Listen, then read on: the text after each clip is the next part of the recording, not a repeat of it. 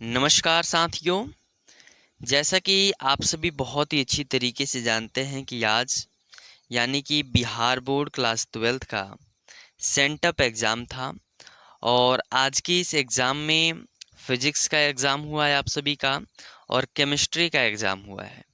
तो आइए हम सभी सर्वप्रथम फिज़िक्स के जो भी ऑब्जेक्टिव यानी कि 70 जो ऑब्जेक्टिव पूछे गए हैं हम उनके उत्तर का मिलान कर लेते हैं ताकि आपको भी यह आकलन हो सके कि आपकी परीक्षा में जो आपने सेंटअप एग्ज़ाम दिया है आपके कितने ऑब्जेक्टिव सही हैं। साथ ही साथ ये साथियों जो सेंटअप एग्ज़ाम के जो पेपर होते हैं हूबहू लगभग इसी प्रकार से आपकी बोर्ड की परीक्षा के भी मतलब इसी पैटर्न पर ही परीक्षा में मतलब बोर्ड की परीक्षा में प्रश्न पूछे जाते हैं। तो आप सभी तो परीक्षा काफ़ी अच्छी तरीके से ही दिए होंगे। आइए अब एकाएक आप मिलान करते चलिए। तो आपका पहला ऑब्जेक्टिव है कि दो विद्युत आवेशों के मध्य लगने वाले बल से संबंधित नियम है। तो इसको हम लोग क्या बोलते हैं, कूलाम का नियम। इसलिए ऑप्शन डी आपका सही उत्तर हो जाएगा, पहला का ऑप्शन डी। दूसरा का है एक साबुन के बुलबुले को ऋण आवेश दिया जाता है तो उसकी त्रिज्या बढ़ जाती है। ऑप्शन बी आपका सही उत्तर हो जाएगा। अगला प्रश्न है कि एक कूलाम आवेश में इलेक्ट्रॉनों की संख्या क्या होगी, तो 6.25 गुणे 10 के power 18। Option B is the right answer. अगला ऑब्जेक्टिव प्रश्न है कि दो आवेश वायु में एक दूसरे से d दूरी पर रखे हैं, इनके बीच लगने वाला बल F है। यदि उन्हें दो परावैद्युतांक वाले द्रव में डुबा दिया जाए, सभी स्थितियां समान रहे, तो अब उनके बीच लगने वाला बल कैसा होगा, तो F/2। Option A is the right answer. वही अगला प्रश्न 5 नंबर प्रश्न का आपका ऑप्शन बी -q/4 सही उत्तर हो जाएगा। वही आपका 6 नंबर प्रश्न था कि ऋण वैद्युत बिंदु आवेश के चारों ओर बल रेखाएं कैसी होती हैं, तो त्रिज्याकार होती हैं और नीचे की ओर होती हैं। थोड़ा आपका ऑप्शन में लग रहा है मिस्टेक था, इसलिए ऑप्शन सी आपका सही उत्तर हो जाएगा। अगला ऑब्जेक्टिव है कि सामान्य त्रिज्या के पारे के 8 बूंदों पर समान आवेश है, इन्हें मिलाकर एक बड़ी बूंद बनाई गई है, तो प्रत्येक छोटी बूंद की तुलना में बड़ी बूंद की धारिता क्या होगी, तो 2 गुनी होगी। Option C is the right answer. अगला प्रश्न, निम्न चित्र में ए तथा बी के बीच धारिता कैसी होगी, तो ऑप्शन बी आपका सही उत्तर हो जाएगा। अगला ऑब्जेक्टिव है 9 नंबर कि किसी चुंबक का चुंबकीय आघूर्ण है, तो किसी चुंबक का चुंबकीय आघूर्ण जो है वह सदिश राशि होता है, इसलिए ऑप्शन बी आपका सही उत्तर होगा। अगला 10 नंबर प्रश्न है कि एम चुंबकीय आघूर्ण वाले चुंबक को बी चुंबकीय क्षेत्र में उससे 0 कोण पर घुमाने में कार्य होता है, तो ऑप्शन डी आपका सही उत्तर हो जाएगा, एम बी 1 - cos थीटा। अगला ऑब्जेक्टिव है कि निम्नलिखित में से कौन विद्युत चुंबकीय तरंग नहीं है, तो आपका सही उत्तर हो जाएगा ऑप्शन सी। जो ध्वनि तरंग होता है ना वह विद्युत चुंबकीय तरंग नहीं है। अगला 12 नंबर ऑब्जेक्टिव है कि निर्वात में प्रकाश की चाल सी, चुंबकशीलता म्यू नॉट तथा प्रावैद्युतांक एप्सिलॉन नॉट के बीच संबंध होता है। आपका ऑप्शन सी सही उत्तर हो जाएगा। ठीक है, epsilon not mu naught c² = 1। अगला ऑब्जेक्टिव है कि जब प्रकाश कांच में प्रवेश करती है तो उसकी तरंगदैर्घ्य क्या हो जाता है, तो घट जाता है। Option A is the right answer. 14 number objective है कि दो डायोप्टर एवं -3.5 डायोप्टर के दो लेंस संपर्क में रखे गए हैं, तो संयोग की क्षमता क्या होगी, तो -1.5 dioptre. Option B is the right answer. 15 number प्रश्न, सामान्य समायोजन में खगोलीय दूरबीन की लंबाई होती है f0 + fe। और 16 नंबर प्रश्न कि विभिन्न तलों में कॉर्निया की त्रिज्या से जो दृष्टि दोष होता है हम उसे अबिंदुकता के नाम से जानते हैं, इसलिए ऑप्शन सी आपका सही उत्तर हो जाएगा। अगला प्रश्न है तरंगदैर्घ्य के बढ़ने के साथ अपवर्तनांक का मान क्या होता है जी, घटता है। अगला ऑब्जेक्टिव 18 नंबर कि इंद्रधनुष का निर्माण किस कारण से होता है, तो वर्ण विक्षेपण से होता है।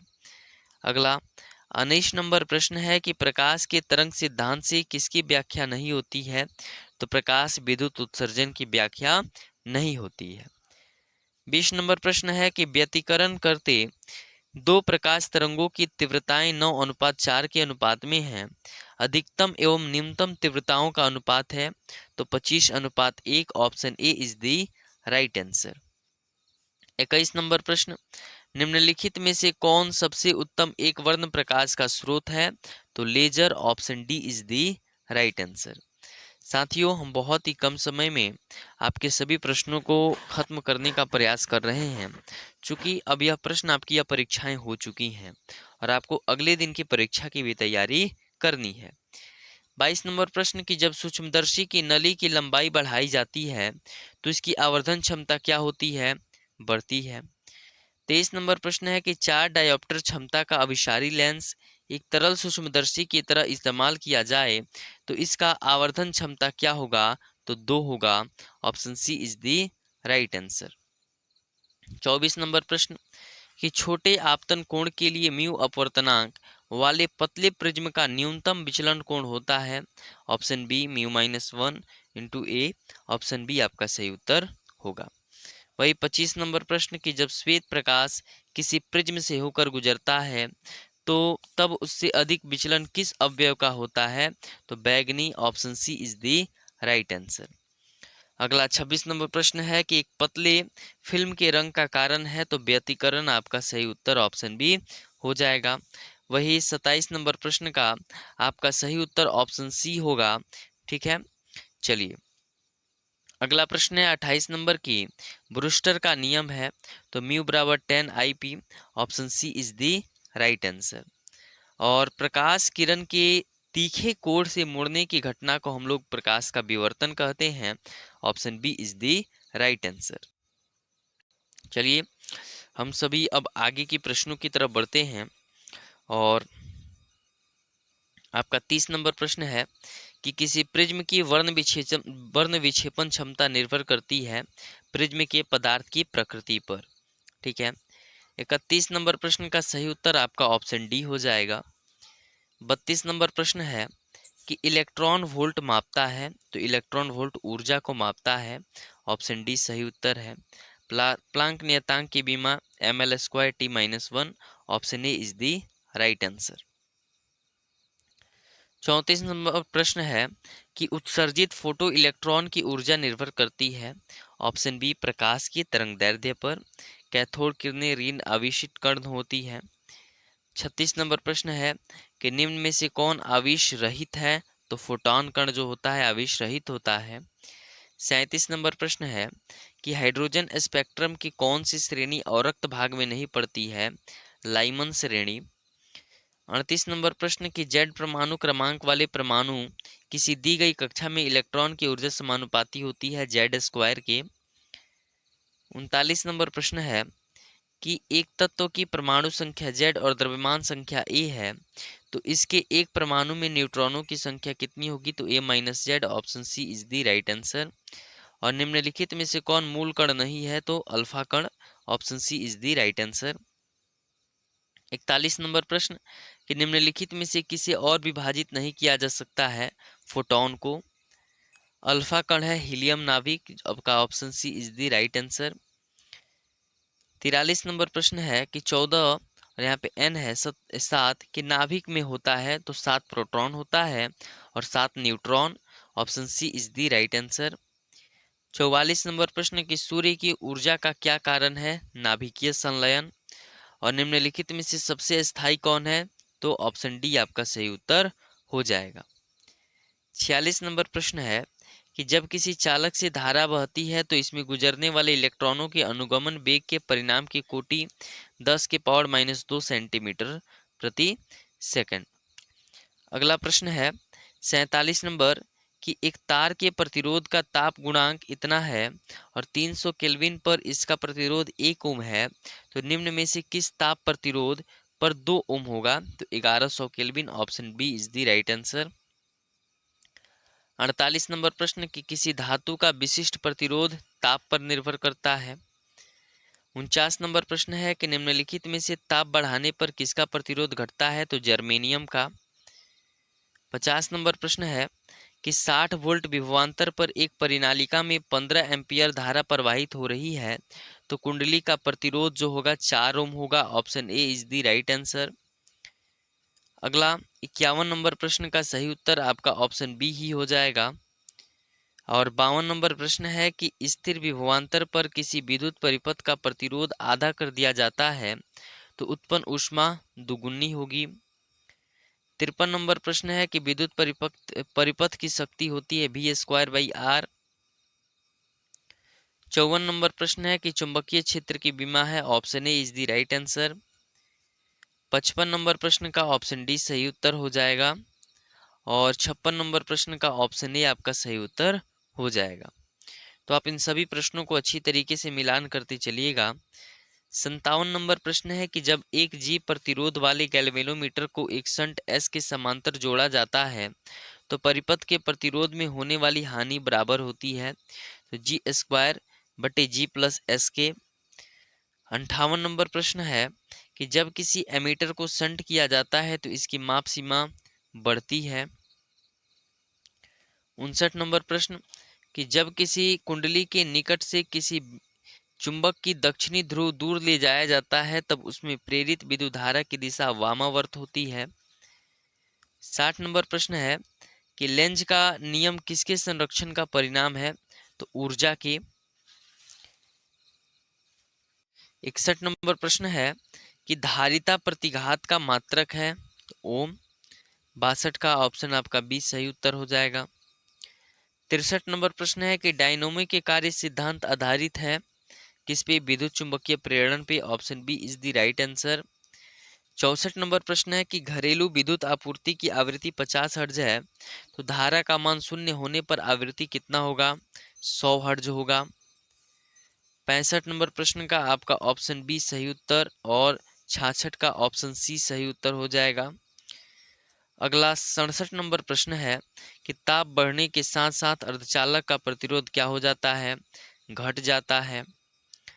68 नंबर प्रश्न के एन टाइप अर्धचालक के मुख्य धारा वाहक होते हैं कौन? इलेक्ट्रॉन। 69 नंबर प्रश्न है कि ओर गेट के लिए बूलियन व्यंजक होता है साथियों। ओर गेट, नॉर गेट ये सभी महत्वपूर्ण रहते हैं, तो आपका ऑप्शन ए सही उत्तर हो जाएगा। और 70 नंबर प्रश्न है कि 500 हर्ट्ज की श्रव्य आवृत्ति के आयाम मॉड्यूलेटिंग तरंग के लिए उपयुक्त वाहक आवृत्ति होगी। तो जो भी ज्यादा संख्या रहता है ना इसमें, उसको हम लोग टिक कर देंगे, तो ऑप्शन डी आपका सही उत्तर हो जाएगा। ठीक है, अब आइए तो हम सभी ने फिजिक्स के जो 70 ऑब्जेक्टिव थे उसका हम लोगों ने अच्छी तरीके से मिलान कर लिया। फिर आपके थोड़े लघु उत्तरीय प्रश्न थे, दीर्घ उत्तरीय प्रश्न रहेंगे। और यह रहा आपका केमिस्ट्री। तो केमिस्ट्री के भी आपके 70 ऑब्जेक्टिव थे।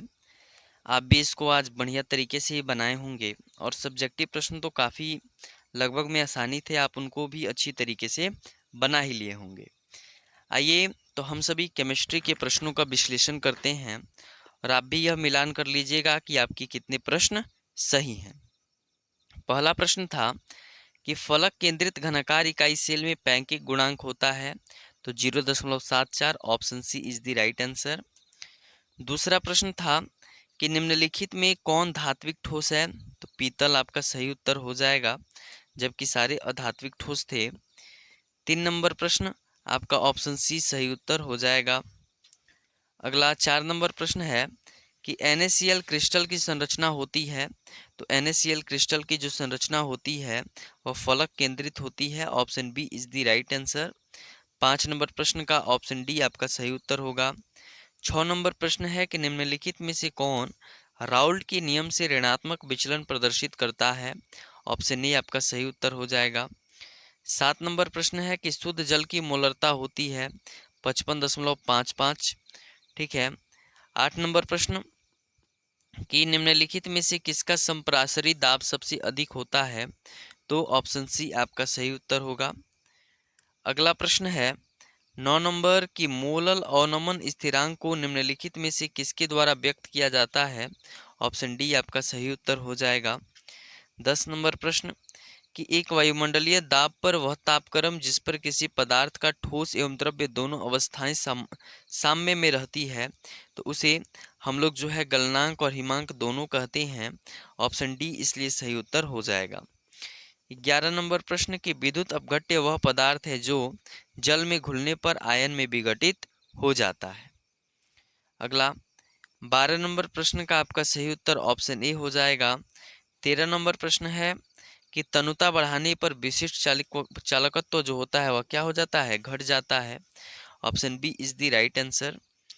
14 नंबर प्रश्न के निम्नलिखित में से किसका उपयोग लवण सेतु में होता है, तो केसीएल का। अगला प्रश्न है कि जो आयन सबसे सहजता से आस्कृत होते हैं वह है क्या जी, ऑप्शन डी। 16 नंबर प्रश्न का ऑप्शन बी सही उत्तर हो जाएगा। 17 नंबर प्रश्न है कि निम्नलिखित में से कौन प्रथम कोटि की अभिक्रिया है, तो ऑप्शन ए आपका राइट आंसर है।